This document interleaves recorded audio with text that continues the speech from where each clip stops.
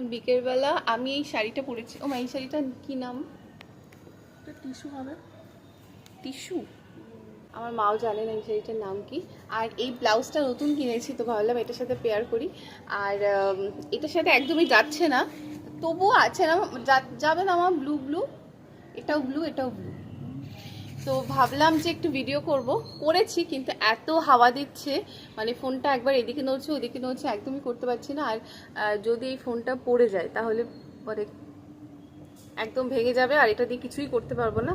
তো ভাবলাম এখানে স্টপ থাক। আর আজকে ওয়েদারটা না মানে মোটামুটি সকালবেলাতে বৃষ্টি শুরু হয়ে গেছিলো, আর দুপুরবেলা পর্যন্ত হচ্ছিল, বিকেলবেলাটা একটু দেখলাম মেঘলাটা একটু কেটেছে, আর হাওয়া দিচ্ছে, হাওয়া দিলে নাকি মেঘটা কেটে যায়, মেঘটা কেটেই গেছে। তো এই ছাদে মনে হচ্ছে এখন বসে থাকতে বেশি ভালো লাগছে। আর আমি শাড়িটা একটু দেখাও, আমার শাড়িটা একটু দেখাও। মানে আমার খুব বাজে অবস্থা, আমি একদম হাঁটতে পারছি না, কারণ আমার পাটা গেছে কেটে। তো এই হচ্ছে শাড়িটা, এই শাড়িটা আমার শাশুড়ি মার, তো এই শাড়িটার নাম কি আমি ঠিক জানি না। আর এই পাটা গেছে এখানটায় কেটে, মানে একদমই হাঁটতে পারছি না আমি।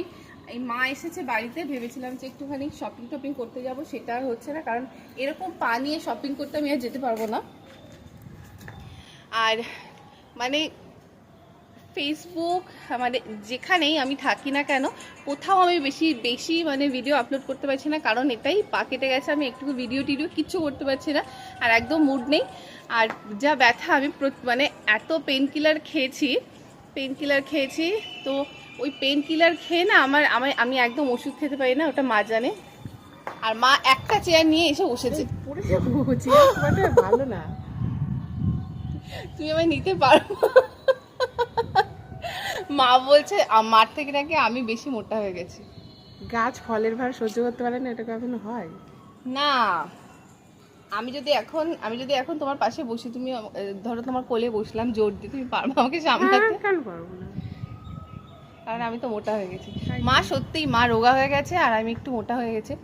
তুই ওরকম বললে সবাই ভাববে মানে না খেতে পেয়ে রোগা হয়ে গেছি। না, কষ্ট করে রোগা হয়েছে। মা এখন প্রতিদিন লেবুর জল খাচ্ছে, আমিও খাচ্ছি। তো আমি ওই কাজ করছে না, আমারটা সত্যি কাজ করছে না, জানি না কেন।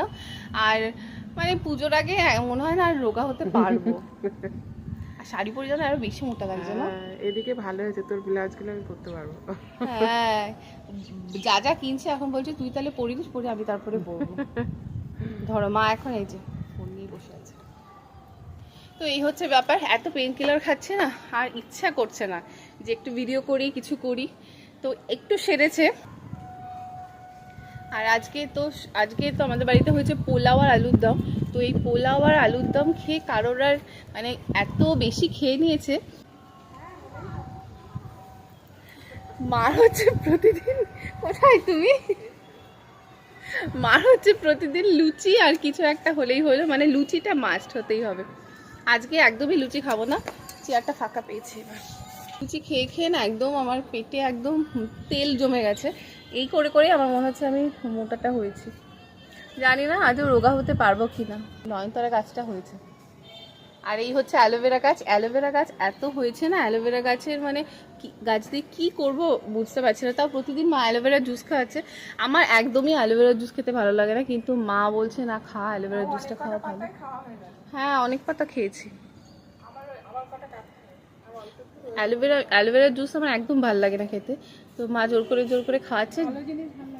না, ভালো জিনিস বলেই খাচ্ছি, না হলে খেতাম না। কারণ জানি না কেমন একটা, সব কিছু আমি খেতে পারবো, কিন্তু এই অ্যালোভেরার জুসটা আমি একদম ভালো লাগে না খেতে। তবুও নাক চিপে কদিন খেয়েছি। বিটের জুসের থেকে অ্যালোভেরা জুস ভালো। কেন?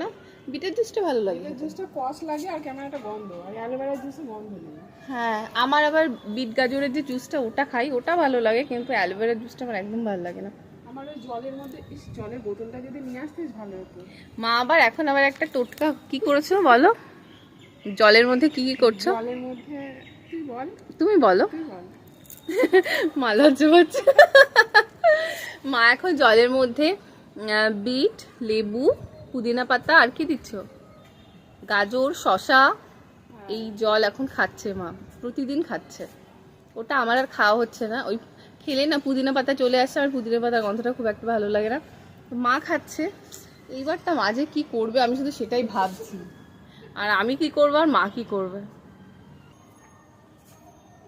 মা খুব আনন্দ পাচ্ছে। সত্যি আনন্দ পাচ্ছে, অনেক রোগা হয়েছে না।